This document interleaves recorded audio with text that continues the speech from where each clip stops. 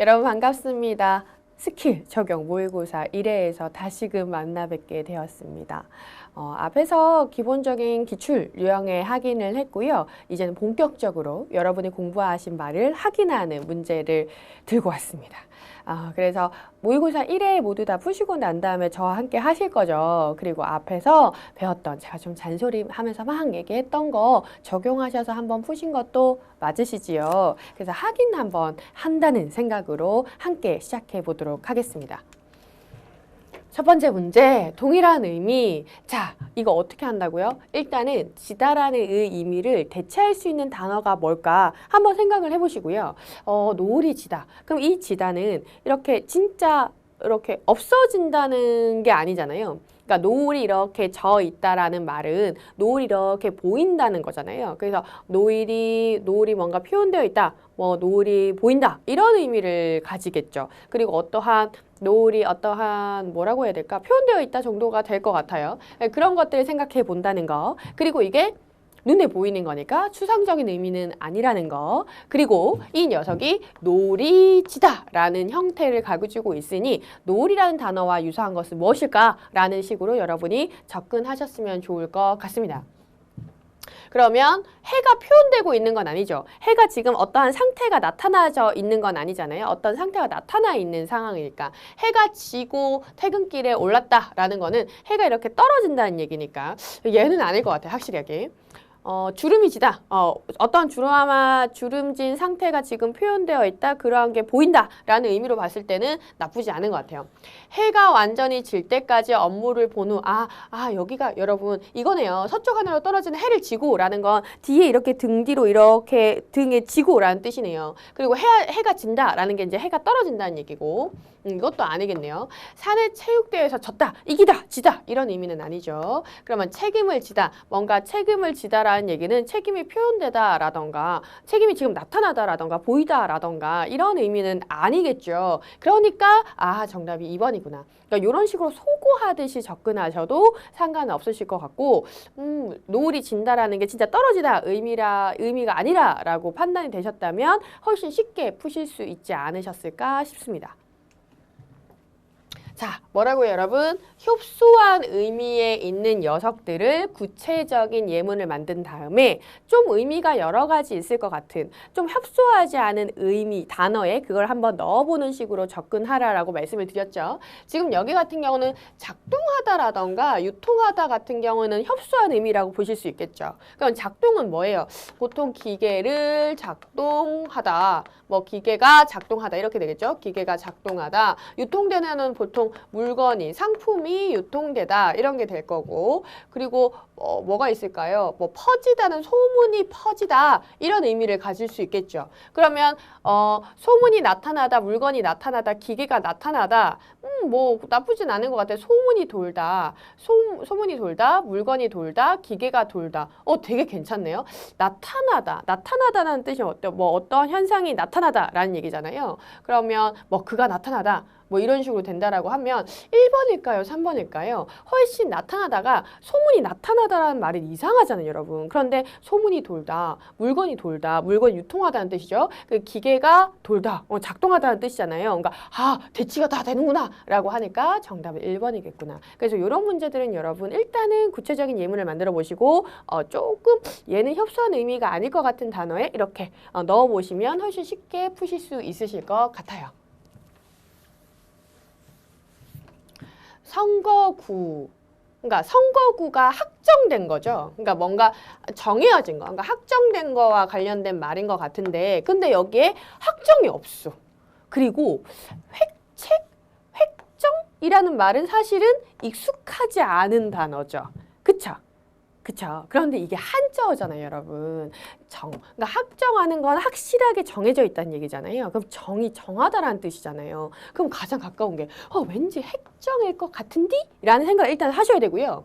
그리고 도적대가 뭐 해서 주민들이 불안에 떨고 있다라고 하는데 도적대가 핵일? 핵책? 학답? 학충? 이건 아닐 것 같죠. 하루빨리 자본을 뭐 하지 않으면 학충하지 않으면 조직분열을 뭐 하는 뭔가 일으키는 사람들이잖아요. 일으키는. 그리고 제안을 받아들일 것이 말 것이 나을래로 뭐 한 거예요? 학답을 달라. 학답을 주십시오. 라고 얘기하는 거니까 얘하고 얘는 확실한 것 같아요.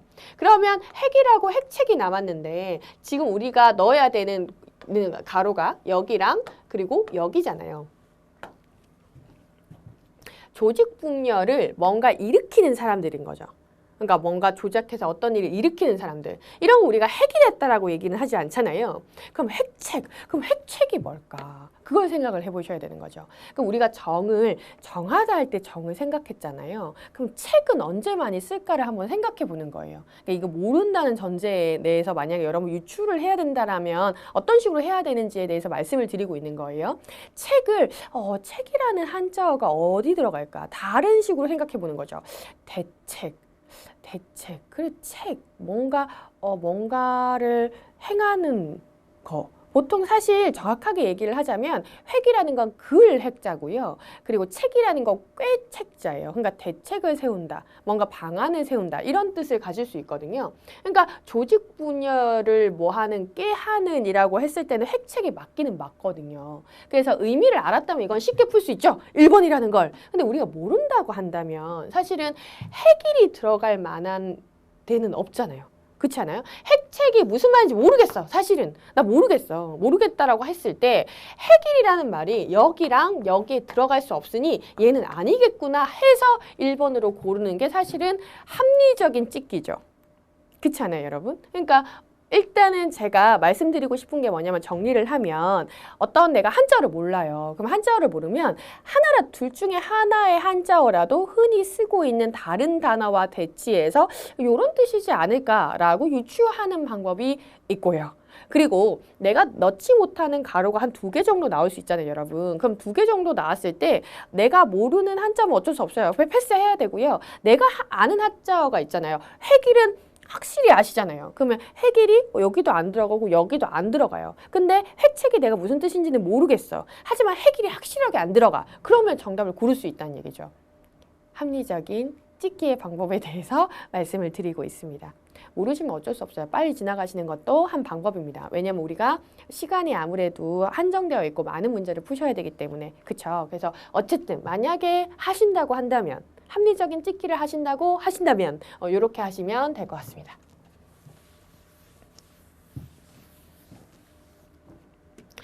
러스트벨트는 사전적으로 녹슨지대라는 뜻이며 미국의 땡땡한 고급 지대를 의미한다. 녹슨지대라는 표현을 통해서 우리가 A를 넣는다라고 한다면 쇠락이라는 단어와 번성에서 찾는다면 당연히 쇠락이 맞겠죠. 그럼 얘를 소거해요.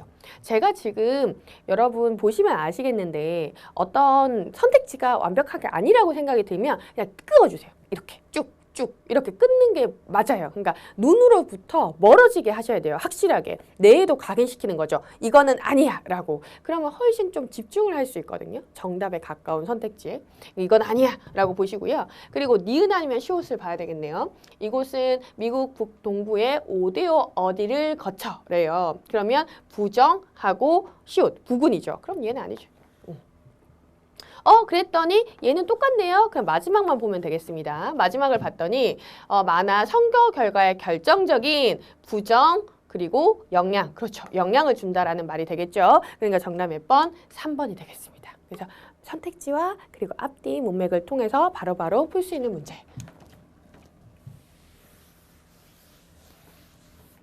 공을 가지다, 소유하다는 얘기니까 손이나 몸 따위 있게 하다, 준 돈을 가지다, 자기 것으로 하다, 국적을 가지다. 그러니까 국적이라는 건 자기가 그 국적을 취득하다 이런 뜻이잖아요. 근데 거느리거나 모시거나 두다? 이상하죠? 간담회를 가지다, 모임이죠. 간담회는 모임이니까 아이를 가지다. 뭔가 내가 임신한 상태가 됐다는 얘기니까 아이나 새끼 알을 뱃속에 지니다 라는 얘기니까 그렇죠. 3번이죠. 어렵지 않게 푸실 수 있으실 것 같아요. 10번으로 갑니다. 자, 가로, 빈칸에 들어갈 문장이든 단어든 앞, 앞뒤로 봤을 때 나는 무리다 라고 하면 전체로 봐도 된다라고 말씀을 드렸고, 만약에 문제화 되지 않은 문단이 있다라고 하면 과감하게 패스해도 된다라고 말씀을 드렸어요. 볼게요. 그런데 영화 초창기인 1930년대 발터 벤야민이 영화를 비판적으로 조망하고 있어 흥미롭다라고 되어 있어요. 근데 가에는 그러나 영화의 경우 배우와 관객 사이에 카메라가 개입된다. 배우하고 관객 사이인데 지금 거기에 대한 얘기가 아니고, 배우를 감싸고 있는 아우라도, 배우가 그려내는 인물의 아우라도 사라질 수밖에 없다. 그에 따르면 이건 완벽하죠. 그럼 뭐예요? 뭐만 맞는 거예요? 다 맞으니까 나머지는 소거할게요. 연극의 경우 배우와 관객은 직접적으로 교감하면서, 그러니까 만약에 안 보고 요 앞뒤만 일단 한번 볼게요. 지금 앞에 뭐가 있어요? 아우라가 있죠. 배우는 카메라 앞에서 연기를 하지만 카메라라는 기가 가는 비인간적 요소로 인해 시선의 교감을 나눌 수 없게 된다. 뭐 때문에요? 카메라가 어떤 교감을 나눌 수 없게 한다는 얘기네요. 아우라 요게 있죠. 그렇죠? 그리고 여기 끝에, 그래서 여기 보면 그 결과 배우는 모든 교감의 관계가 차단된 유배지 같은 곳에서 카메라를 앞에 두고 재주를 부리는 것을 만족해야 한다. 이렇게 있어요. 그러면 여러분, 카메라라는 요소도 있고요. 배우와 관객이라는 것도 있고요. 그럼 가하고 나가 되게 헷갈릴 수 있잖아요. 그럼 이럴 경우에는 어떻게 해야 돼요, 여러분? 여기 카메라가 있고 배우와 관객 사이, 배우를 감싸는 아우라가, 배우가 그려낸 인물의 아우라도 사라질 수밖에 없다. 뭘까요? 여기서 만약에 가를 한번 넣어볼게요. 관객은 연극의 주인공을 둘러싸고 있는 아우라를 그 주인공 역할을 하는 배우를 통해 경험할 수 있다. 그러나 영화의 경우 배우와 관객 사이에 카메라가 개입된다. 배우는 카메라 앞에서 연기를 하지만 이라고 했을 때 가 나쁘지 않네요. 그럼 여기 또 한번 넣어볼게요. 배우를 감싸고 있는 아우라도, 배우가 그려내는 인물의 아우라도 사라질 수밖에 없다. 배우는 카메라 앞에서 연기를 하지만 어때요? 이상하죠. 그쵸? 그러니까 왜냐하면 나는 느낌이, 뉘앙스 문장의 느낌이 어떠냐면 할 수밖에 없다. 그러니까 정리하는 느낌이거든요. 그럼 지금 보면 만족해야 돼서, 그래서 그럴 수밖에 없다. 이런 식으로 우리가 확인할 수 있는 거죠. 그러면 정답은 몇 번이겠다? 그쵸? 4번밖에 없죠. 제가 아까 아우라 이렇게 체크를 한 게 왜 그러냐면, 앞뒤만 그냥 앞에 있는 단어들로만 여러분이 문제를 푸실 경우에 올 수 있는 오류가 이기했어요. 앞에 아우라는 단어가 있었어. 근데 나에도 아우라라는 단어가 있네. 그럼 두 번째가 나일 거야 라고 여러분이 착각하실 수 있단 말이에요. 그렇잖아요. 그러니까 너무 조급하게 풀다 보면 여러분이 정답에서 멀어질 수 있고 실수를 하실 수 있는 경우의 수가 여기 있어요. 그러니까 막 아우라 그럼 여기 이런 식으로 하시면 안 된다는 거예요. 충분하게 앞뒤 문장을 보시고, 적어도 요 문장과 요 문장을 보시고, 결국 여기는 쭈룩 다 읽어야 돼요. 또 요 문장을 보신 후에 문제를 풀어도 된다. 너무 빠르게 풀다 보면 오히려 뭐 아신다? 오답이 되고 감점이 될 수밖에 없다. 아시겠죠? 요 문제를 제가 일부러 가지고 온 이유가 그래서 그래요. 이거 실수 많이 하실 수 있겠다. 이렇게 생각이 됐거든요. 그래서 요거 뭐 빨리 푼다고 해서 되는 건 아니잖아요. 이 정도 문장은 여러분이 읽으실 수 있잖아요. 그래서 실수하지 마시라 라는 얘기까지 드리면서 넘어갈게요. 다음 보기에 주어진 첫 문단 뒤에 문단 순서로 적정한 것을 고른다면, 일단은 첫 문단에서 앞으로 글이 어떤 식으로 전개될지 볼 수 있는 힌트가 나올 수도 있으니까 여러분이 집중하시라고 말씀을 드렸죠. 그래서 인간은 집단 생활을 하기 때문에 분쟁이 발생할 수밖에 없다. 그래서 문제가 발생하는 것을 예방하거나 문제를 원만히 해결하기 위해 규칙을 만든다. 여러 규칙 중 사회 구성원들의 합의에 따라 만들어지고 강제성을 가진 규칙을 뭐라고 한다? 법이라고 한다. 보통 글이 이렇게 전개돼요, 여러분. 규칙이라는 게 있는데 그 중에서 나는 법에 대해서 얘기할 거야. 이때 강제성은 공공의 이익을 실현하기 위해 사회 구성원들이 동의할 때만 발휘될 수 있다. 결국 여기서 말하고자 하는 건 규칙이에요, 법이에요. 그렇죠? 법에 대해서 얘기하는 것 같지요? 그럼 앞으로 법에 대해서 어떻게 해야 돼요? 구체적인 상술이 들어가야 된다라고 우리는 생각할 수 있어요. 미리 우리가 예측하는 거죠. 예측하면서 읽는 거. 이제 여기서 우리가 어떻게 전개될지 확인을 했다면 이제 선택지를 봅니다. 나, 다다, 라라 래요. 나를 봤더니 민법의 중요 원칙 중 하나는 개인의 사유재산에 대한 절대적인 지배를 인정하고 뚜루뚜루뚜루 그러면 나는 민법에 대한 얘기를 하고 있네요. 다는 대표적인 범에는 민법과 형법이 있다. 민법은 이렇게 들어갔어요. 그럼 적어도 다는 나보다 낫겠죠. 왜냐하면 민법과 형법을 이렇게 제시하는 게 첫 문단이 아니기 때문에 민법의 형법에 대해서 일단은 나타나고 거기에 대해서 구체화된 내용이 나오는 게 일반적으로 맞을 테니까요.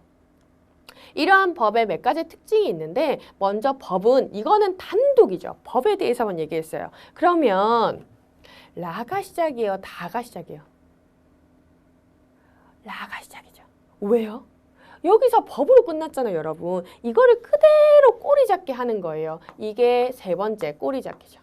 우리가 짝꿍 찾기, 꼬리 잡기라고 얘기를 하는데 여기서 법으로 끝났으니까 당연히 법으로 가야죠, 여러분. 그 다시 법에 대해서 그러니까 특징에 대해서 얘기하고 그리고 다시 뭐예요? 종류에 대해서 얘기하고 그 종류를 다시 민법하고 형법으로 나누고 민법 두루두루, 형법 두루두루 이렇게 얘기하는 게 일반적일 거 아니에요, 여러분. 그러니까 여기서는 라로 시작을 하고 그 다음에 적어도 뭐예요? 다가 나온 후에 나가 바로 나올지 아니면 다른 애가 나올지는 모르겠으나 적어도 어쨌든 법에 대해서 얘기한 다음에 종류 나누고 그리고 얘도 순서를 얘기했죠. 민법 먼저 얘기하고 그 다음에 형법이 이렇게 나와야 되겠습니다. 그래서 정답 몇 번? 그렇죠. 5번이죠. 얘는 그냥 첫 문단만 딱 파악을 해도 문제를 맞출 수 있는 그런 유형이었어요.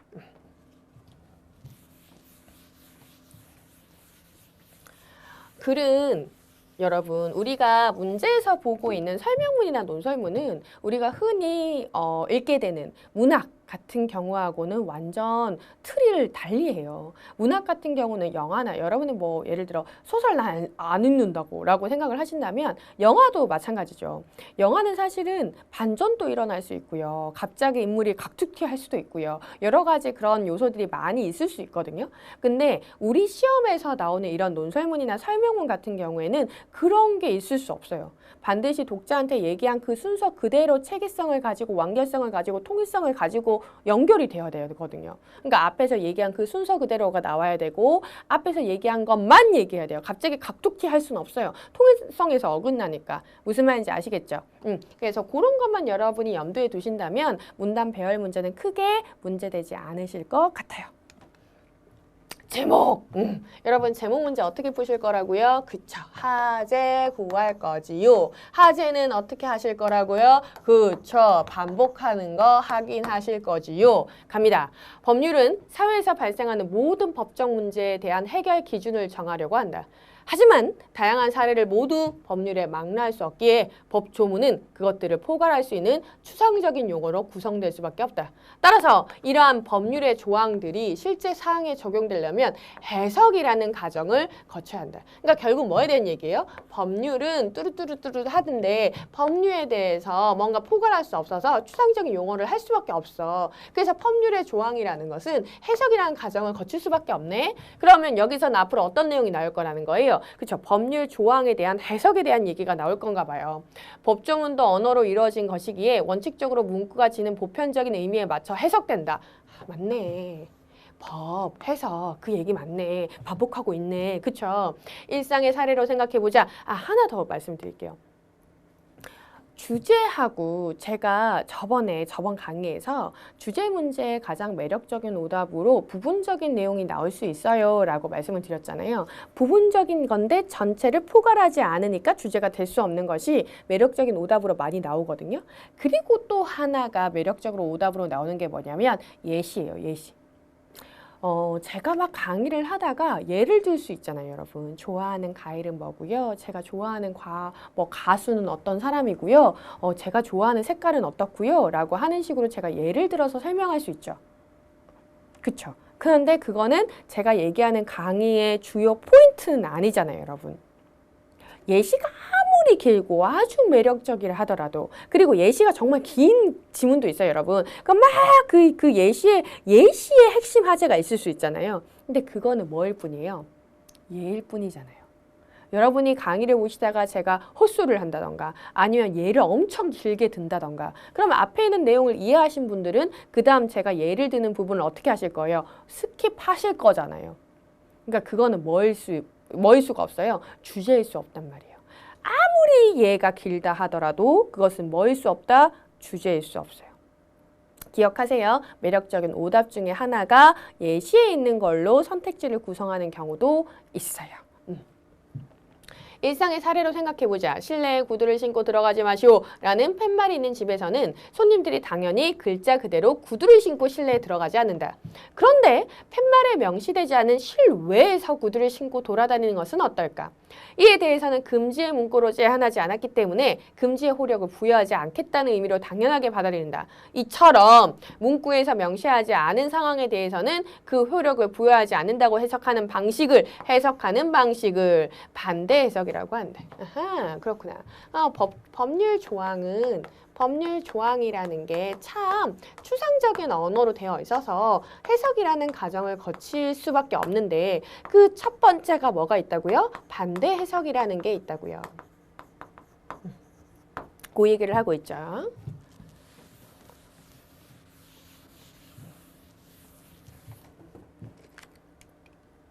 그런데 팻말에는 운동화나 슬리퍼에 대해서도 쓰여있지 않다. 하지만 누군가 운동화를 신고 마루로 올라가라 하면 집주인은 팻말을 가리키며 말릴 것이다. 이 경우에 구두라는 낱말은 본래 가진 뜻을 넘어 일반적인 신발이라는 의미로 확대된다. 이런 식으로 어떤 표현을 본래 의미보다 넓게 이해하는 것을 뭐라고? 확장 해석이라고 한다. 두 번째는 확장 해석이네. 여러분 어때요? 이걸 제목 뭐겠어요? 법률 조항의 여러 가지 해석이겠네요. 끝에 딱히 다른 내용이 나오지 않는다면. 하지만 팻말을 비웃으며 진흙이 잔뜩 묻은 맨발로 들어가는 사람을 말리려면 구두라는 낱말을 확장 해석하는 것으로는 어렵다. 위의 팻말이 주로 실내를 깨끗이 유지하기 위해서 마련된 규정이라면 말을 더럽히고 올라가는 행위도 마찬가지로 금지돼야 된다고 보아야 할 것이다. 이렇게 해석하는 방식이 유추 해석이다. 규정된 행위와 동등하다고 평가될 수 있는 일에는 규정이 없어도 같은 효력이 주어진다는 논리이다. 이런 걸 뭐라고요? 유추 해석. 딱히 다른 내용 한 게 아니죠. 그럼 뭐예요? 법률 해석. 한계, 어려움, 필요성, 쟁점에 대한 거 아니고 여러 가지 해석 방식이죠. 그렇죠? 정답 5번. 제목은 그렇죠. 틀릴 수가 없어요, 여러분. 여러분은 완벽하게 하실 수 있습니다. 계속 볼게요. 18번. 일치 문제 어떻게 풀 거라고요? 끊어 읽으실 거죠? 그쵸? 끊어 읽어볼게요. 일반적으로 치즈는 우유, 살균, 스타터 첨가, 렌넨 첨가, 커드 절단, 유청, 배출, 틀을 넣기, 압착, 소금 첨가, 숙성이라는 제조 과정을 거친다. 아이고 참 내용이 많죠. 이런 거 우리가 정보가 많은 글이라고 얘기를 해요. 라는 제조 과정을 거친대요. 치즈의 다양한 종류만큼이나 무수한 많은 제조 방법이 존재하므로 일부 치자는 특정 제조 과정을 생략할 수도 있고 또 언급되지 않은 추가 과정이 포함되기도 한다. 그러니까 이게 일반적인 건데 생략도 가능하고 언급되지 않은 것을 포함하기도 한대요. 이러한 치즈 제조 과정 중에 우유에 포함된 지방의 양을 그대로 전유 사용하기도 하고 혹은 일부 덜어내기도 하고 때로는 지방을 2배, 3배로 첨가하여 만들기도 한다. 우유의 지방 같은 경우에는 뭐 그대로 혹은 덜어내기도 하고 2배, 3배 첨가해서 여러 가지 형태를 만들 수 있나 봐요. 또한 제조 시에 수분인 유청, 그러니까 우유의 지방으로 한번 또 수분의 유청으로 또 한번 나눌 건가 봐요. 얼마나 제거하느냐. 그리고 숙성기간 여러 가지 요소를 얘기하네요. 얼마나 유지하느냐에 따라 치즈에 포함되는 최종적인 수분 함량이 결정되고 그것이 곧 치즈의 질감이나 보존 가능에 영향을 준대요. 그러니까 여기부터는 또 여기까지의 내용이네요. 치즈가 포함하고 있는 수분의 양을 어떻게 조절하느냐에 따라 치즈의 질감, 그렇죠. 수분의 함량을 어떻게 했나 질감이 달라진다. 완벽한 체크. 치즈 제조 시 별도의 숙성 과정을 거치지 않고 만들어서 바로 먹을 수 있는 치즈로는 생치즈가 있다. 지금 숙성 과정을 거치지 않는다.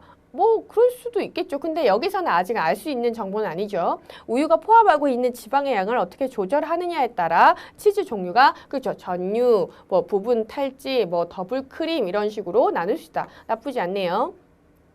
제조 과정에 따라 방법에 따라 크게 7가지로 나눌 수 있다. 치즈 7분류를 기억해 준다면 취향에 맞는 치즈를 구매할 가능성이 높아진다. 그러면 우리가 지금 몇 개를 지웠어요? 1번하고 3번을 지울 수 있겠네요. 제조 방법에 따라 치즈는 대체로 생치즈, 흰색 외피 연성치즈, 뚜루뚜루 분류할 수 있대요. 치즈 7분류를 기억해주면 치즈 매대 앞에서 고민하는, 그러니까 제가 이거를 열심히 읽지 않았죠. 왜 열심히 읽지 않았어요? 제가 이미 선택지를 봤거든요. 선택지에서 이거와 관련된 내용이 없었거든요. 그러니까 제가 지금은 선택지를 미리 읽지 않고 본문을 많이 읽는데 이거는 방법론을 조금 달리 하실 수 있어요. 그러니까 첫 번째 문단이 정보량이 그렇게 많지 않으면 먼저 읽음으로 해서 배경 지식을 쌓는 방법이 하나 있고요. 선택지를 먼저 읽으면서 주요적인 제재를 확인하고 난 다음에 본문을 한 문단씩 끊어서 읽는 방법도 있어요. 그럼 여러분이 원하시는 대로 하셔도 되거든요. 그러니까 추천 방법은 선택지를 먼저 확인하고 난 다음에 독해의 길, 독해의 방향을 정하고 그리고 한 문단씩 끊어 읽으시는 게 아주 매력 있기는 합니다. 그러면 우리가 이미 선택지에서 지금 얘기를 했잖아요. 7가지라던가 기억하면 취향에 맞는 치즈를 구매할 수 있다. 생치즈 이런 게 나왔잖아요. 근데 지금 여기에서는 그거에 대한 얘기가 뭐예요? 이거를 굳이 구분해서 기억해야 되는 내용이 없었잖아요. 선택지에. 그러니까 뚜루루 읽는 거예요. 그래서 7가지를 잘 분류해두면 단축할 수 있다. 그리고 취향에 맞는 걸 구매할 수 있다. 라고 했으니까 분류할 수 있다. 취향에 맞는 걸 할 수 있다. 그럼 없는 게 뭐예요? 그렇죠. 2번밖에 없죠. 추론도 어떻게 할게요? 그렇죠. 내용일치처럼. 그러면 우리가 이렇게 한번 해볼까요? 오브제는 왜곡된 표현과 색채로 전통과 도덕을 파괴한다. 그러니까 오브제는 왜곡으로 전통, 도덕 파괴. 오브제는 예술가의 물리적 가공. 오브제의 의는 쉽게 지나쳐왔던 일상의 관점에 따라 예술을 발견할 수 있는 거. 오브제는 우리가 오감을 통해 인식할 수 있는 것만 대상으로 한다. 오브제는 사물의 객관적인 리얼리티를 강조하기 위한 수단이다. 이런 포인트를 확인하고 들어갑니다. 옳은 거 하나예요. 오브제 어원은 라틴어의 오브젝툼으로 영어로는 오브젝트이다. 불어로는 오브제라고 하는데 보통 어원을 설명한다는 건 그 단어 자체, 그 개념 자체를 엄청 중요하게 생각하고 있다는 거예요. 그 개념에 대해서 내가 이제 본격적으로 설명을 할 거니 먼저 정의를부터 내리고 시작을 하는 거죠. 혹은 그게 주요 화제가 아니라 하더라도 이게 중요하기 때문에 정의라던가 어원 설명을 하는 거거든요. 그러니까 어원 설명이 나왔으면 일단 그 화제에 되게 집중을 하시는 게 좋아요. 우리가 일반적으로 오브제라고 부를 때는 불어를 사용하고 있는 것이다. 오브제를 명확히 정의하기는 어렵지만 보이거나 만지거나 하는 다른 방법을 통해 인식되는 것 또한 그렇게 될 수 있는 것과 주체가 인지할 수 있는 물질적 또는 정신적인 것으로 정의할 수 있다. 그러니까 물질적도 되지만 정신적인 것도 되네요. 오브제는 사물로서의 물체만이 아닌 감각이나 의미 부여를 통해 사물을 인식하는 과정에서 파생되어 우리가 인식할 수 있는 정신적인 것 또한 대상이 된다. 정신적인 거. 그럼 우리 뭐예요? 아까 뭐라고 했어요? 물리적인 가공이 필수적이다. 그리고 여기 있죠. 오감을 통해 인식할 수 있는 것만을 대상으로 한다? 아니죠. 완벽하게 4번이 아니라는 걸 확인했어요. 이외에도 오브제에는 여러 가지 방법으로 의미를 찾을 수가 있는데 먼저 예술적 의미의 오브제는 일상에 존재하는 모든 사물을 미술 세계로 포함하여 작품을 전복시키거나 그 자체를 작품화하는 것. 가령 이미 제작돼 완료된 기성품, 즉 듀샹의 레드메이드나 워홀의 브릴로 박스와 같은 선택된 오브제를 가리킨다. 따라서 정리하면 예술가가 물체를 보고 인식하여 의미를 부여하고 작품이라 주장하면 그것이 오브제가 되는 것이다. 그러니까 있는 그냥 그걸 딱 보고 그걸 인식하고 이렇게 얘기를 하면 작품이라는 거죠. 더 나아가 오브제는 모든 미술 사조에서 더욱 창조적인 활동을 하기 위해 사용됐던 대상으로 어떤 미술 사조와 접목시키는지, 어떤 소재를 사용하는지, 어떻게 표현하는지에 따라 다양하게 표현될 수 있으며 그만큼 엄청난 영향력을 가지고 있는 개념이다. 어때요? 파괴에 대한 얘기를 하고 있는 것이 아니에요. 물리적 가공이 필수적인 거 아니죠. 그냥 부여하면 된대요. 쉽게 지났던 일상에서 관점에 따라 그냥 뭐예요? 인식해서 의미를 부여하면 발견할 수 있다. 나쁘지 않습니다. 객관적인 리얼리티를 강조하는 것이 아니에요. 나머지를 소거해서라도 우리는 정답이 뭐예요? 몇 번이에요? 4번이라는 거 알 수 있죠.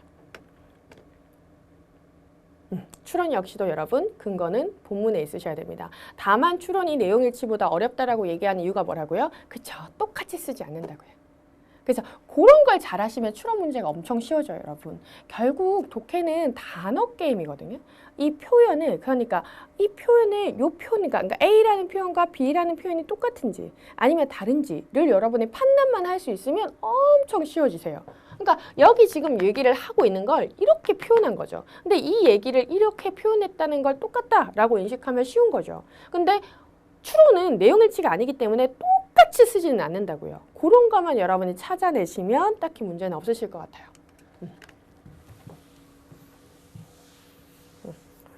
지금 제가 전반적으로 있는 스킬 언어 논리 부분을 모두 다 해드렸고요. 그리고 나서 그 뒤에는 추리 부분을 제가 안 했어요. 안 했는데 뒤에 있는 추리 부분 같은 경우는 그렇게 어려운 부분들이 아니어가지고 다만 이제 잔소리처럼 다시 한번 말씀을 드린다면 참일 경우는 반드시 참이라고 할 수 없다라는 건 거짓을 찾으라는 얘기예요, 여러분. 그리고 반론할 땐 어떻게 해야 된다고요? 그렇죠. 중심, 주제를 찾으신 후에 거기에 대한 반박이 반론이에요, 여러분. 아시겠죠? 그거를 염두에 두시고 푸신다면 나쁘지 않게 하시지 않았었을까 싶습니다. 네, 이래서 저희가 스킬 적용 모의고사 1회 함께 풀어봤습니다. 저한테 시간적인 여력이 있다라고 한다면 모든 문제를 함께 풀었다면 너무나 좋겠지만 그러지 못해가지고 제가 유형별로 한 문제씩 가지고 와서 여러분과 함께 풀어봤습니다. 우리가 배웠던 개념들도 적용하는 식으로 해봤는데 어떠셨어요? 괜찮으셨어요?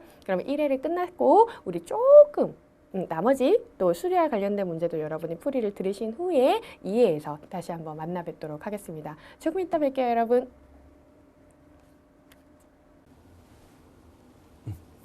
안녕하십니까, 전원구입니다. 이제 이번 시간부터는 여러분들 실전 모의고사인데요.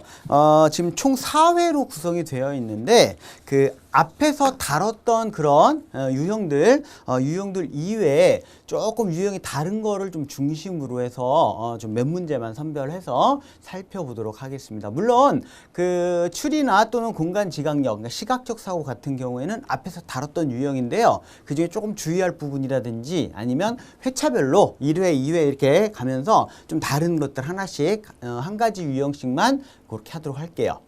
자, 정해진 시간이 한정이 돼 있다 보니까요. 좀 더 많은 부분들, 많은 문제들 다뤄주고 싶지만 그런 부분들을 못 다룬 거 조금 양해를 다시 한번 부탁드리겠습니다. 자, 우선 1회부터 볼게요. 1회.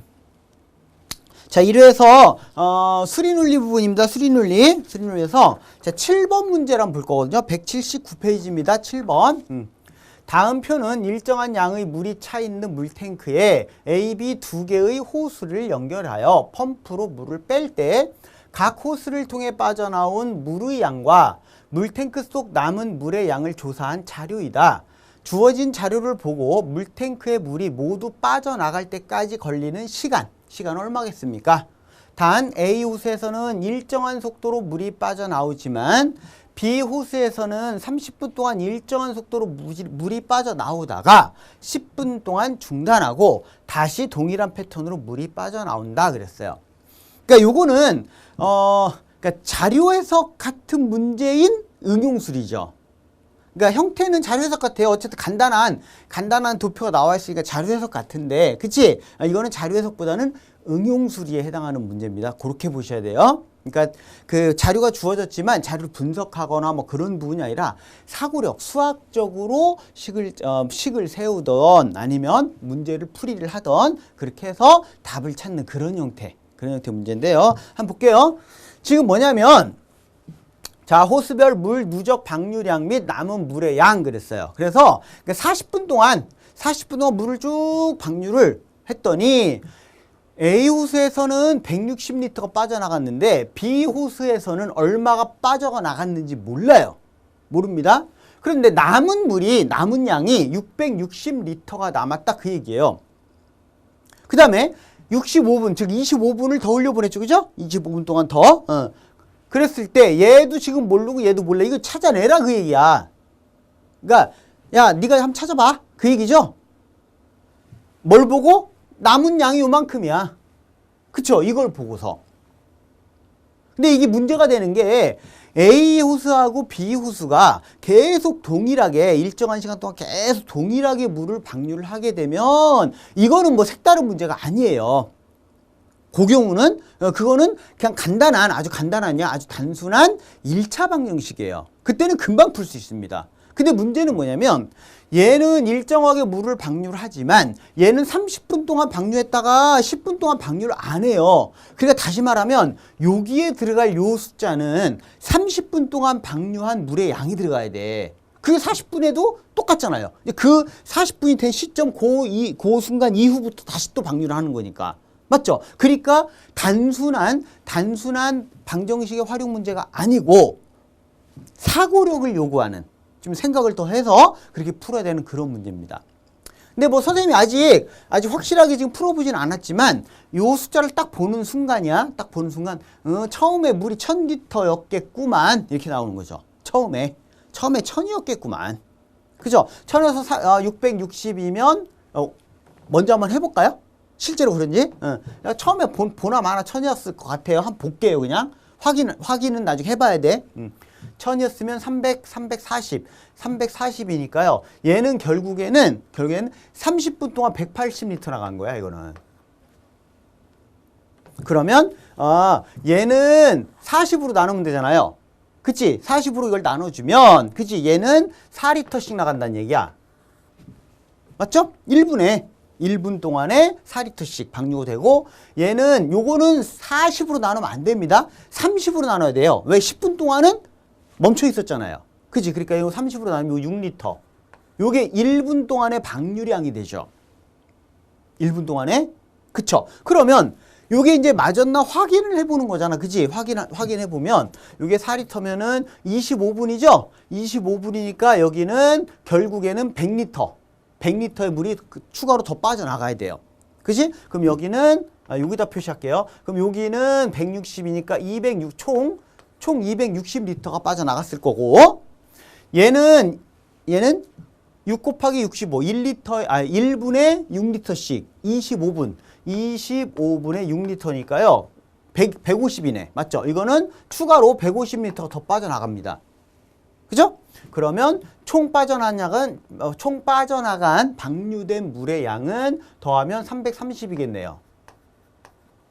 그래서 여기 보면 100리터, 150리터 더 빠져나갔으니까 총 250리터가 더 빠져나갔죠. 방류가 됐죠. 그럼 얘랑 250 차이 나나 보세요. 딱 떨어지지. 그죠? 그러니까 보나 마나 1000리터야. 이 선생님이 이런 예측은 왜 하느냐면 이런 문제를 내면서 그잖아요. 처음에 있던 물의 양을 뭐 950리터, 870리터 이렇게 내진 않을 거라는 거지. 그렇게 내진 않을 거예요. 그지? 그럼 왜 하필이면 1000입니까? 800도 아니고 900도 아니고 왜 하필이면 1000입니까? 그치? 이제 그게 여러분들이 좀 궁금할 거예요. 궁금할 텐데, 일단입니다. 우리가 이 문제를 딱 보고서 바로 먼저 찾아낼 수 있는 건 일단 요 놈이에요, 요 놈. 맞지? 요 놈이라고요.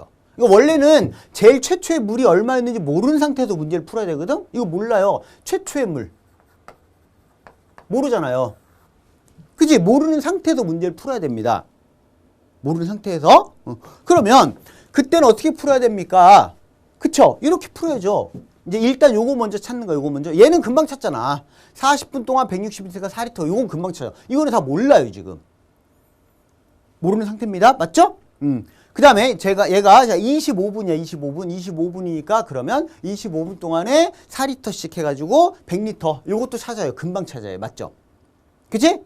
그러면 이제 요거와 요거의 차이가 있어. 즉 100리터를 추가로 더 방류를 했습니다. 그러면 결국에는 얘하고 차이가 250이란 말이야. 지금 원래는 이렇게 풀어야 되는 거야. 원래 풀이는요.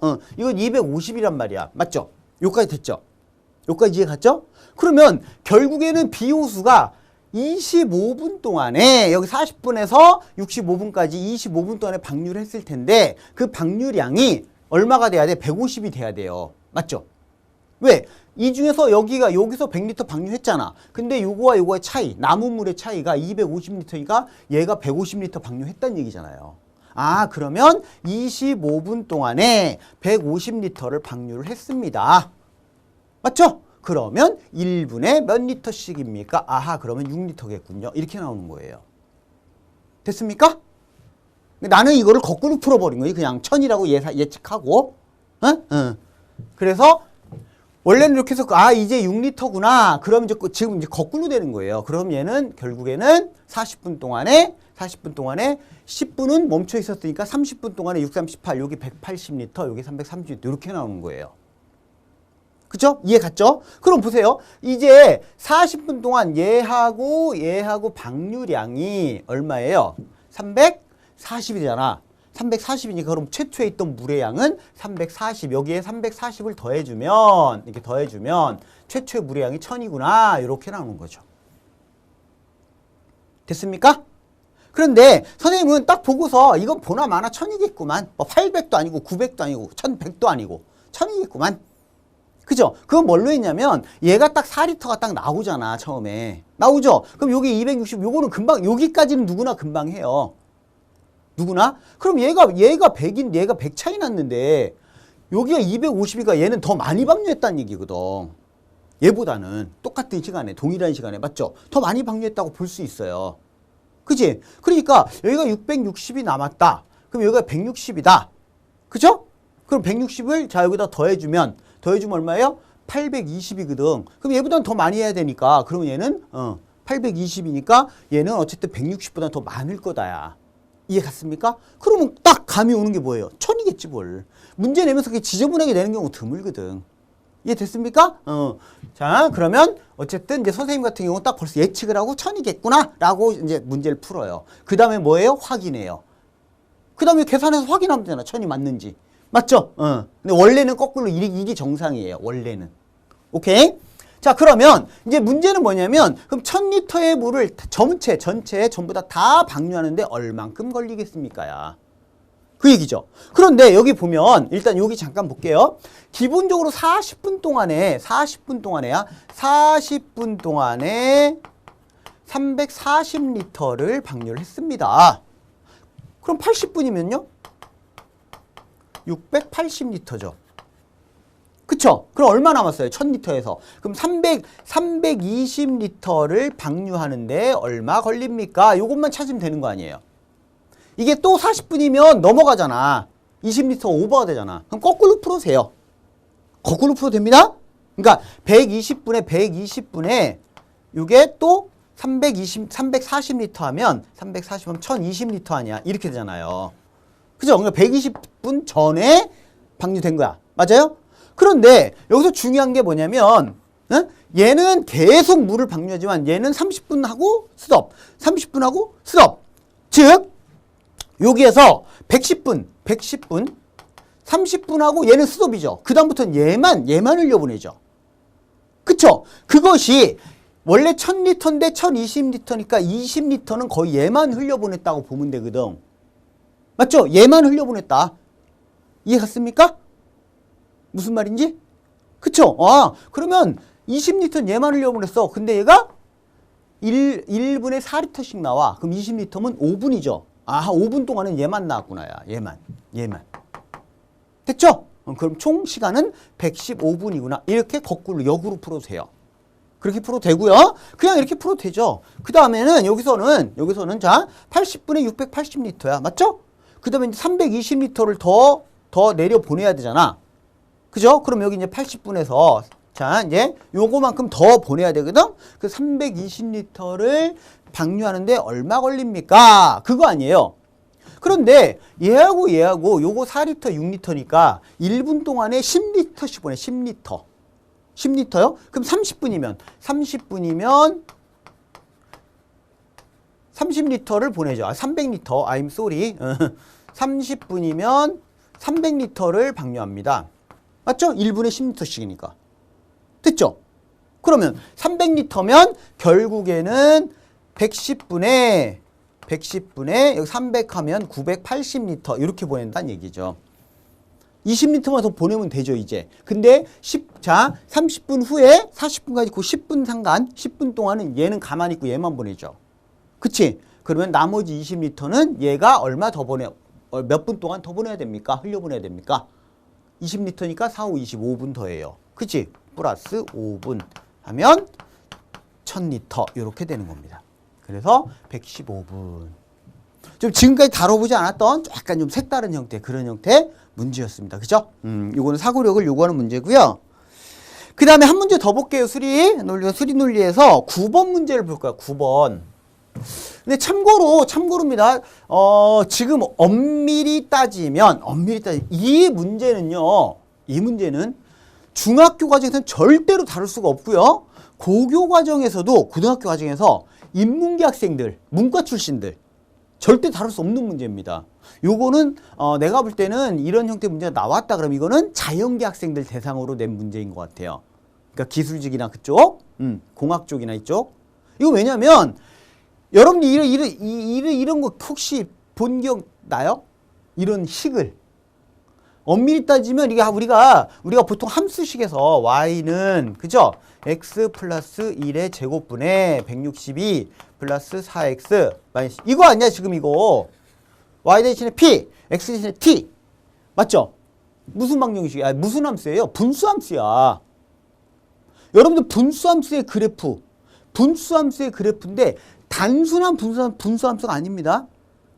그죠? 단순한 게 아니에요. 지금 이게 분수함수가. 여러분들이 알고 있는 인문계 학생들이 요런 건 알죠. 요런 거는 x 마이너스 1분의 뭐 예를 들어 3 플러스 뭐 5 이런 것들은 알죠. 이런 거는 이런 분수함수는 왜? 이거는 유리함수 배울 때 분수함수에서 그쵸? 요거는 요 그래프를 x축으로 얼마만큼 y축으로 얼마만큼 평행이동시켜서 만든 거다. 그래서 직각삼곡선이다. 이렇게 배우잖아요. 이렇게 해가지고 예를 들어 요렇게 된 거를 그치? x축으로 1만큼 y축으로 5만큼 평행이동시키면 이렇게 된다. 이런 거. 그죠? 요거는 요 분수함수는 여러분들이 다 배워요. 누구나 고등학교 때. 이거 중학교 과정이 아니에요. 고교 과정에서. 그런데 이런 거는 처음 볼 거야 아마. 이런 거는. 자연계 학생들은 봤어요. 수학 공부를 했다면 어디서 나오는데요? 흔히 말하는 수투에서 나오죠. 수투. 미분적 그러니까 옛날에는 아마 수투 이렇게 했을 건데 지금은 뭐 그 심화미적 뭐 이런 식으로 부르죠. 심화미적. 그죠? 이게 심화미적에서 나오는 형태거든. 그래서 뭐 1궤도 함수, 2궤도 함수에서 변곡점 구하고 해가지고 그래프 모양 찾고 이런 거예요. 근데 이거를 알고 있으면 이 문제는 굉장히 쉬워요. 이 문제는. 근데 이걸 모르면 뭐야 처음 보는 식이 나왔어. 그 얘기죠. 원래는 이런 형태 그래프야. 요 그래프를 자 미분 두 번 해서 미분을 통해서 우리가 최소값이나 또는 변곡점이나 이런 것들을 이용해서 그래프를 형태를 살펴보면 증감 따지고 해가지고 그래프 형태를 살펴보면 이런 형태의 그래프가 나오는 거예요. 이런 형태. 이렇게 해가지고 이런 형태요. 이렇게. 그죠? 근데 처음 볼 거야 아마 문과 출신들은 처음 볼 겁니다. 그 문제는 뭐냐면 이런 형태의 그래프가 나오는데 저 그래프 형태를 알면 우리는 문제는 사실 쉬워요. 금방 풀 수 있어요. 금방 풀 수 있는데 여러분들은 지금 그래프 형태 자체를 다 까먹은 사람도 있을 것이고 아예 생판 처음 보는 그런 학생도 있을 것이에요. 그럼 그 상황에서야 여러분들이 현재 이걸 전혀 모른다고 생각하고 저 분수함수의 그래프를 전혀 모른다고 생각하고 문제를 접근해 볼게요. 자 갑니다. 다음은 타이 마사지를 받는 시간에 따른 피로도의 변화를 나타낸 식이다. 피로도를 이게 피로도의 P가 타이 마사지를 받는 시간을 T라고 했을 때 보기 중 옳은 것을 모두 골라라. 단 T는 0 이상이며 단위는 시간이다. 요놈. 이렇게 주어졌습니다. 피로도는 시간에 따라 이런 걸 따라간대요. 그럼 보세요. 자, 처음에는 마사지를 받는 동안 피로도가 감소하지만 일정 시간이 흐른 후에는 다시 피로도가 증가한다. 이거 보면 알겠어요? 저렇게 보면? 그죠? 타이 마사지를 받는 도중 피로도가 음수를 기록할 수 있다. 마사지를 2시간 받을 때보다 4시간 받을 때 피로도가 더 낮다. 마사지를 24시간 동안 받는다면 마사지를 전혀 받지 않는 것보다 더 높은 피로도를 가지게 된다. 자, 요 식을 이제 설명해야 되니까요.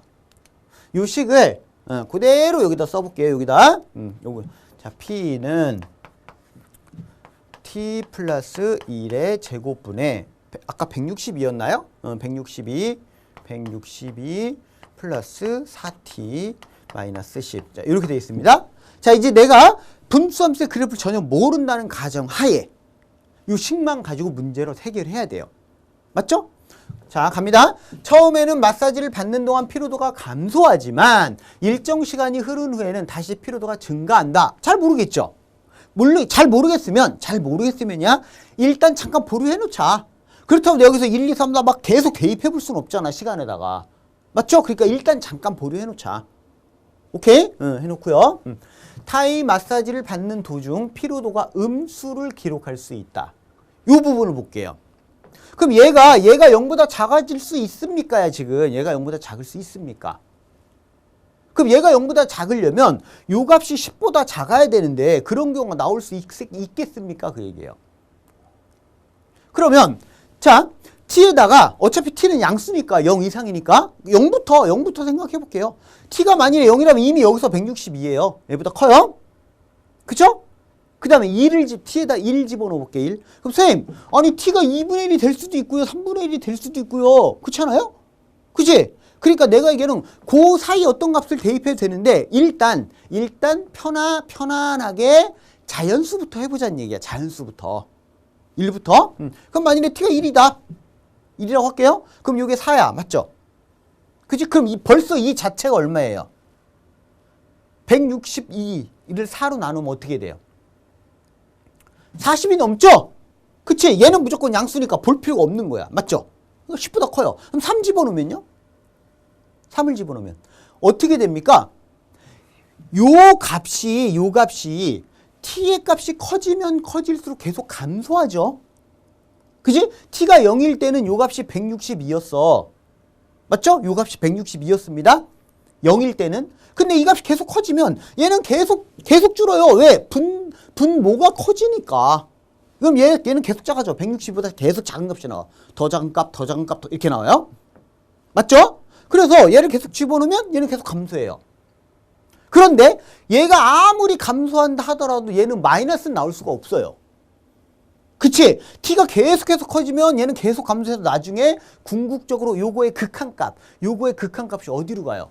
0에 가까이 가겠지. 얘가 계속 커지면.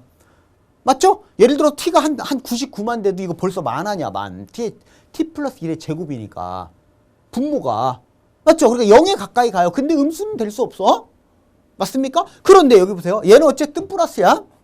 플러스인데요. 얘가 t가 3일 때부터 정확하게 2.5에 2.5. t가 2.5. t가 2분의 5일 때 얘가 t가 2.5이면 얘가 얘랑 똑같아. 10이에요. 10이죠? 그죠? 됐습니까? 그러면 t가 2.5보다 더 작으면 얘가 10보다 작은데 그때는 이제 얘를 잠깐 보자는 거죠. 얘를 보자고요. t가 2.5보다 더 작으면 그때의 값. 그때 값이 요 값이 과연 어떻게 되겠습니까? 계속 감소는 하지만 얘가 2일 때도 얘는 훨씬 커요. 얘보다. 얘가 3일 때 t에다 이제 3을 집어넣어 보자니 3. t에다 3 집어넣게 3. 그럼 4, 16분의 162가 10보다 크죠? 얘가 10보다 커요. t가 3일 때도. 그럼 t가 2.5일 때는 그거보다 더 커요. 이해 갔습니까? 맞죠? 그러니까 요 놈이 10보다 작으려면 t가 2.5보다 작아야 되는데 그때는 요 값이 10보다 커요. t가 2.5 이하일 때는 그죠? 요 값이 10보다 얘가 10보다 크다고요. 얘는 어차피 양수고요. 그럼 이 값은 음수가 나올 수 있다 없다? 없다죠. 그 다음부터는 t가 2.5를 넘어가는 순간부터는 얘는 어쨌든 양수인데 이제 얘는 값을 계산할 필요가 없이 뭐예요? 얘가 10보다 커져 버리잖아. 얘는 양수고. 그럼 얘는 당연히 양수밖에 못 나오죠. 음수가 없죠. 그러니까 이 그래프의 모양을 전혀 몰라도 이거는 찾아낼 수 있다는 얘기입니다. 음수 뭐 안 돼요. 음수 안 됩니다.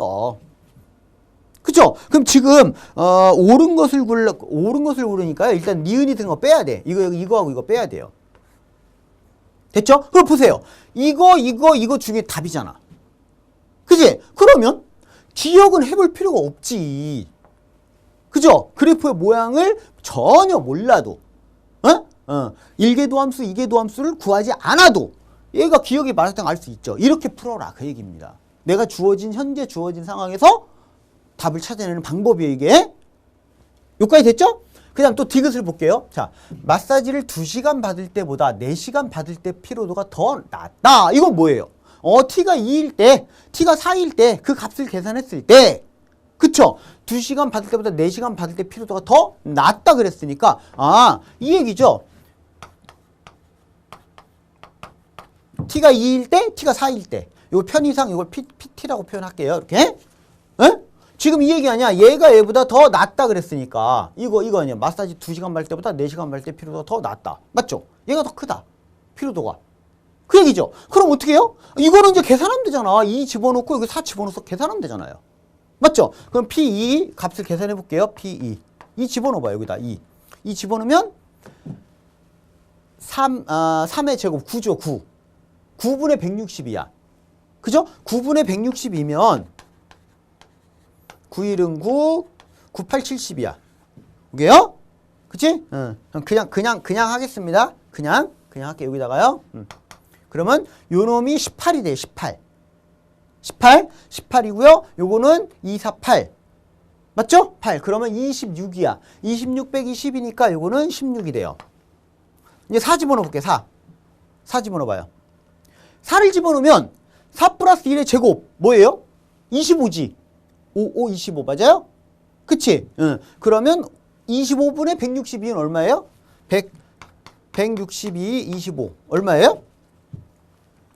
한 7, 24, 7이 안 되네. 한 6점, 그죠? 6점 얼마 되겠다. 그냥 6점 얼마 돼요? 7은 안 되잖아. 7, 24, 7, 5, 30 안 돼요. 그죠? 6점 얼마거든? 요게 한 6점 뭐뭐뭐 이렇게 나갈 거예요? 자세한 계산 필요 없죠. 난 비교만 하면 되니까. 그지? 그 다음에 자 여기다 4 집어넣으면 4, 4, 16이죠. 그치? 16 마이너스 10 됐습니까? 그쵸? 그러면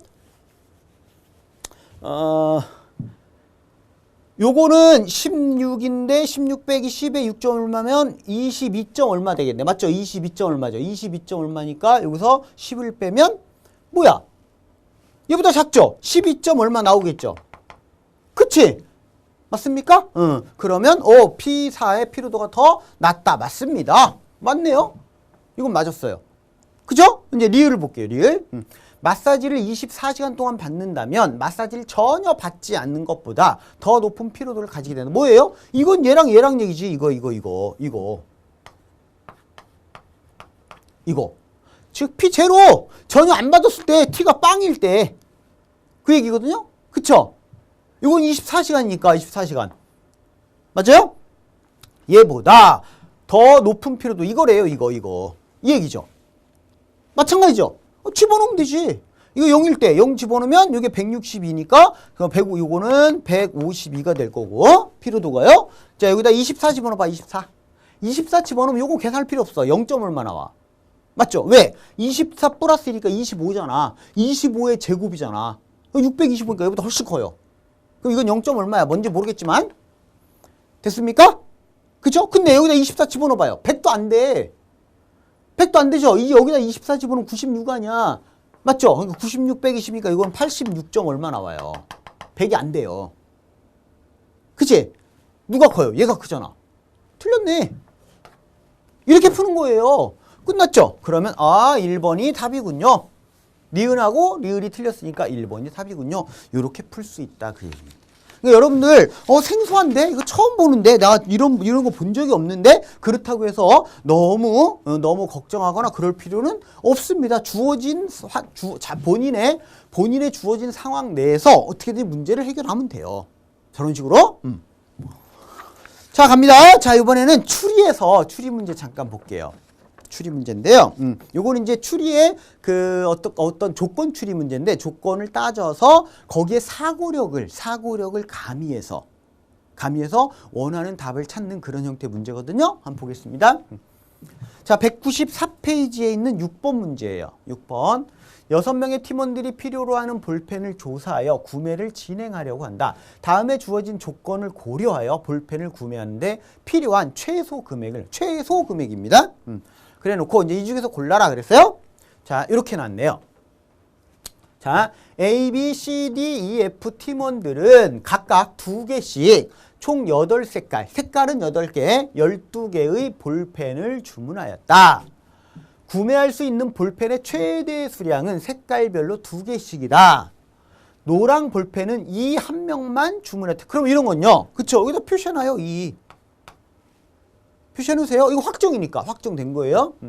C는 파랑 볼펜을 하나 주문했고 C, 이거 C 확정이죠? 확정. 그 다음에 A는 초록 볼펜. A 확정. 이거 확정된 것들이에요. B는 하늘색 볼펜만 2개. 요거는 B 이렇게 있을까요? 이렇게 B2, 그냥 BB 이렇게 쓸게요. 됐죠? 주문하였다. 그러면 자 이제 나머지 주어져 있는 확정되어 있는 조건은 요거밖에 없어요.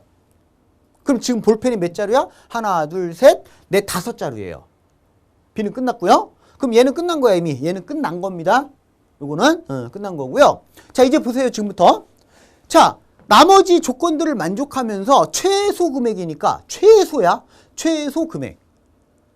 그죠? 그 다음에 색깔당 한 색깔당 볼펜은 2자루 이상은 안 돼요.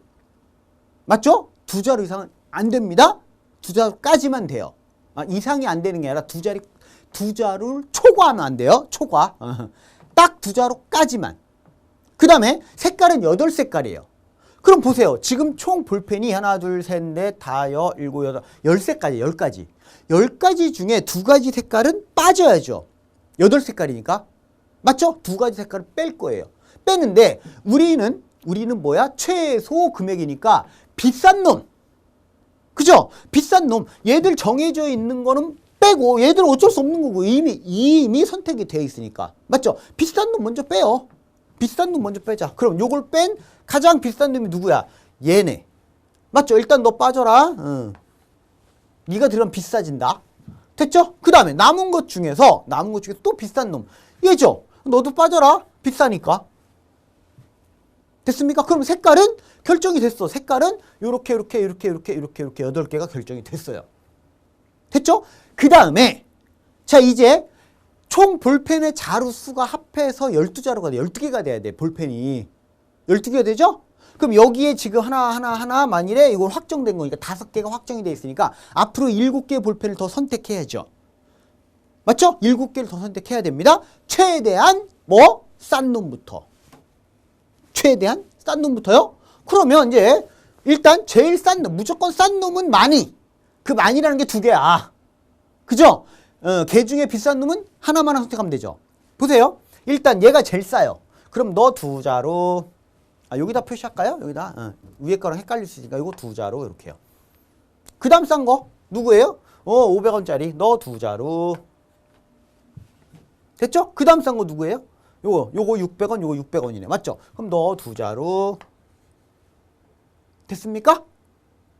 그럼 벌써 몇 자루예요? 그죠? 6자루지? 그치? 근데 어쨌든 얘도 선택은 해야 되거든. 맞죠? 너 1자루 이렇게 해요. 그럼 됐죠? 그럼 총 하나, 둘, 셋, 넷, 5대, 그치? 6대, 12자루 됐잖아요. 이렇게 선택하는 게 가장 저렴할 거다는 얘기지.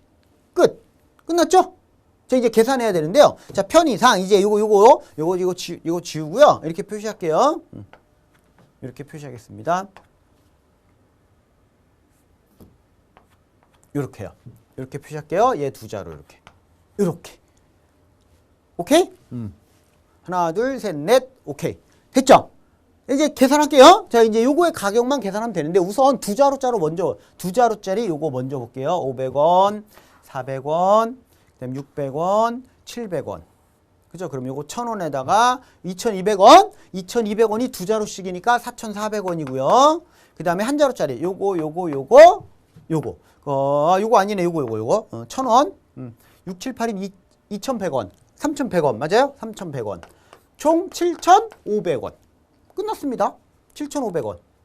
여기 있네요. 그죠? 요게 최소 금액이다. 이렇게요.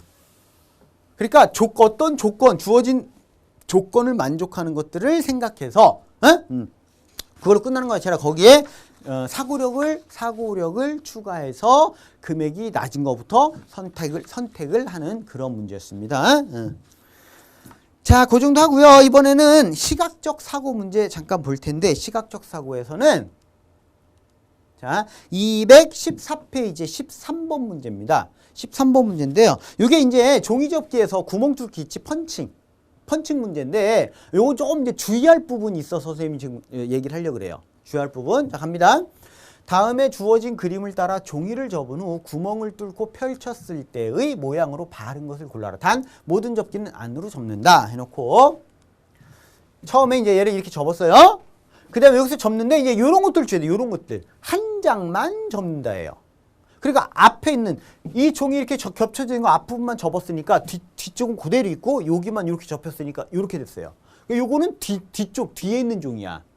아시겠죠? 요거 주의할 거 첫 번째. 한 장만 접을 때는 나중에 어떻게 해야 되느냐? 요거 주의할 거고요. 그 다음에 자 얘를 다시 또 이제 이렇게 앞으로 접었어요. 그래서 이렇게 만들고 다시 요 부분을 앞으로 접었어요. 그래서 여기 구멍을 뚫었죠. 자 이제 두 번째 주의할 거는 뭐냐면 그 구멍 뚫을 때 그 뚫린 구멍이 접는 선에 이 선 있죠, 선에 걸치는지 안 걸치는지에 따라서 모양이 완전히 달라집니다. 그런 것들을 조심해야 돼요. 무슨 얘기냐면 얘 구멍을 내가 그냥 대충 여기다 딱 그려놓고 오케이 무슨 말인지 알아요? 이렇게 하면 안 된다는 얘기입니다. 그럼 그 다음에 자 선생님이 이렇게 하라 그랬어. 선생님이 자 요 그림을 그대로 앞으로 옮기면 여기잖아. 여기 그지? 그럼 여기네 여기 그지? 그 다음에 이걸 딱 피면 접는 선에 대칭이니까 여기 구멍이 이렇게 뚫리네. 그지? 그럼 다시 또 샥 피면 여기 요 구멍이 요 놈하고 요 놈이니까 여기도 요 놈하고 요 놈이 이렇게 뚫리겠네. 이렇게 하면 안 된다고요. 뭐가 안 돼요? 접는 선의 대칭임을 비교하면서 유의하면서 그치? 대칭인 모양 형태로 하는 건 맞아요. 맞는데 문제는 뭐냐면 보세요. 얘가 요 구멍의 위치를 잘 봐야 돼요. 위치가 요게 지금 이게 종이 접혀 있는 부분이거든. 그러니까 이 선에 걸리는지 안 걸리는지 그걸 확인해야 돼요. 그걸 어떻게 확인합니까? 이렇게 보면 되죠. 여기에서 반 딱 접었을 때 정확하게 반을 딱 잘라서 요렇게 잘라보면 돼요. 요렇게. 그러면 걸리잖아요. 걸리지. 이게 정중앙이거든? 정중앙이니까 요 부분에 정중앙이니까 여기가 걸려요. 이렇게. 조금 크게 그릴게요. 이렇게 걸린다고요. 저 선에. 이해했습니까? 저 선에 걸리느냐 안 걸리느냐에 따라서 모양이 완전 달라집니다. 아시겠죠? 그러면 보세요. 자, 이걸 필 거야. 핍니다. 피면 요거의 대칭이니까 아까 여기 접혀 있는 요 선 있죠. 요 선. 여기도 걸려요. 여기 따다다다다닥 하면 여기도 걸려요. 얘가 이렇게 걸린다고요. 요 선에 걸립니다. 그럼 자, 이제 요걸 펼 거예요. 이걸 펴면 자, 요 모양을 여기다 그대로 그릴 텐데 이 선에도 걸리고 이 선에도 걸리니까 이 선에 걸쳐서 이렇게 그려야 돼요. 구멍을. 여기도 걸리고 여기도 걸리고. 요 부분 주의해야 된다 그 얘기예요. 됐죠? 자, 이제 펼게요. 자, 이렇게 펴서 이걸 펴면 요렇게 됐든 이렇게 펴면 자, 요게 대칭이니까 요 놈은 여기 봐요. 요게 요렇게 뚫려. 요렇게요. 이해 갑니까? 구멍이 다 뚫린 게 아니라 여기는 반원이지, 반. 선에 걸려 있으니까, 걸쳐 있으니까요. 반만 뚫리는 거예요, 여기는. 이해 갔어요? 여기까지? 응. 요거는 이제 상관없죠. 쫙 피면. 그죠? 요 선이거든. 한 장만 접은 선. 응. 그러니까 여기는 요렇게 걸리겠죠. 됐습니까? 자, 이제 이 그림을 다시 그대로 앞으로 옮기는데 사실은 이거는 굳이 앞으로 안 옮겨도 돼요. 그냥 이 상태에서 자, 이게 다시 이제 펼 거 아니야. 요 접혀 있는 이렇게 펼 거 아니야. 맞죠? 펴죠? 그럼 요 구멍이 이렇게 와야 돼요. 맞죠? 요거의 대칭이니까 이렇게 와야 되고요. 여기는 이렇게 와야 돼요. 그죠? 모양이. 근데 여기서 이제 주의할 게 하나 있습니다. 여기서 이제 대단히 주의할 게 뭐냐면 잘 들어야 돼. 여기서 얘가요. 필요하다면 이런 것들 표시할 때 점으로 이렇게 점선으로 표시하라고. 이렇게 점선으로. 잘 보일지 모르겠는데 헷갈릴 수 있으니까. 왜요? 왜냐면 이렇게 폈죠. 이게 요 앞에 한 장만 접었잖아. 구멍은 여기 뚫려 있는 거잖아. 얘를 펴는 순간 얘가 이쪽으로 오는데 뒷면에 있는 종이에는 여기 구멍이 없다고. 이게 제일 중요해. 제일 중요한 거. 이 문제는 가장 많이 틀리는 게요. 막 빨리빨리 풀다 보면 오케이 이렇게 됐고 자 이제 펴면 여기 대칭이니까 여기 와야 되고 요거 두 개 여기 이렇게 이쪽에 두 개 와야 되고 그죠? 그 다음에 요놈은 일리 와야 되고 요놈은 일리 와야 되고 그쵸? 요놈은 일리 가야 되고 이렇게 한단 말이에요. 이렇게 그렇게 하면 큰일 납니다. 그러니까 마구잡이로 막 하면 안 되고요. 내가 지금 얘기하는 게 여기에 여기 맨 마지막 부분에 여기만 구멍이 있는 여기만 뒷면에 있는 종이에는 구멍이 없어요. 이해 갔죠? 여기는 구멍이 없어요. 그래서 표시하려면 이렇게 점으로 표시하면 이거는 앞에 한쪽만 한 면만 구멍이 있는 거구나 되는 거죠. 한 면만. 그 놈이 대칭 이동되면 요 놈이 요 구멍이 이쪽으로 오는 거죠. 이쪽으로. 그리고 여기는 구멍이 없어요. 무슨 말인지 알아요? 이걸 다시 옮기면 또 불편하잖아. 귀찮으니까. 요 있는 상태에서 지금 내가 문제를 푼다라고 봤을 때 이렇게 푼다라고 했을 때 요 구멍 있죠? 요 구멍이 일리 올 거야. 근데 이걸 펴면 이렇게 요 구멍이 이쪽으로 간다고요. 이쪽으로요. 그리고 여기 이제 구멍이 없어요. 이해 갑니까? 여기는 없는 거예요. 오케이? 그 다음에 자 이제 요거 대칭이니까 얘는 요거 반쪽짜리가 이렇게 와야 되고요. 이렇게요. 그 다음에 요놈은 요건 하나는 그대로 살아있고 요게 이렇게 폈다가 이렇게 간 거야 이제. 요거 생각하지 마세요. 그 다음에 요걸 펴면 여기 구멍 이제 여기 원래 반쪽만이죠. 반쪽만인데 여기서는 반쪽만인데 온전히 다 뚫리는 거죠. 피면. 그쵸? 다 뚫리니까 요 놈이 요거 대칭 이동시키면 이쪽으로 가겠죠. 그지? 그 다음에 요 놈이니까 얘는 1, 2 가겠죠. 이렇게요. 됐습니까? 됐죠? 그 다음에 요 부분은 구멍이 살아 있어야 되고요. 그 다음에 요거 대칭 이동 시켜주면 이렇게 오겠지. 이렇게요. 이해 갔어요? 헷갈리지? 즉 다시 말하면 요 형태, 즉 여기에 구멍이 없는 형태 모양이 나타나야 됩니다. 여기에 구멍이 없어야 돼요. 이게 제일 많이 틀리는 게 요거는 2번으로 답을 쓰는 학생들이 가장 많아요. 왜? 이거 한 장만 정답을 무시한 거야. 그 신경을 썼어야 되는데 신경 안 쓰고 그냥 여기다가 표시해보니까 다시 또 그대로 여기다 옮기면 이렇게 찍찍찍 해놓고요. 여기다가 이렇게 옮긴다고 이제 이렇게 옮긴다고요. 그래갖고 딱 대칭 이동시키면 여기 건 그대로 있는 거고요. 대칭 이동시키면 요거 이렇게 막 그린다고요. 그치? 여기 요렇게 그 다음에 요렇게 요렇게 이런 식으로 그린다고요. 그러면 딱 2번 그림 딱 나오거든. 딱 틀려요. 주의하세요. 2번 아니에요? 2번 아니야? 요거 빠져야 돼. 한 장만 접었으니까. 요게 한 장만 접으니까 요거는 없어야 된다고요. 저쪽으로 보내면 저쪽으로 가요. 됐습니까? 그럼 몇 번이 돼야 돼? 5번이 돼야 돼요. 주의할 겁니다. 이거는 구멍 뚫기.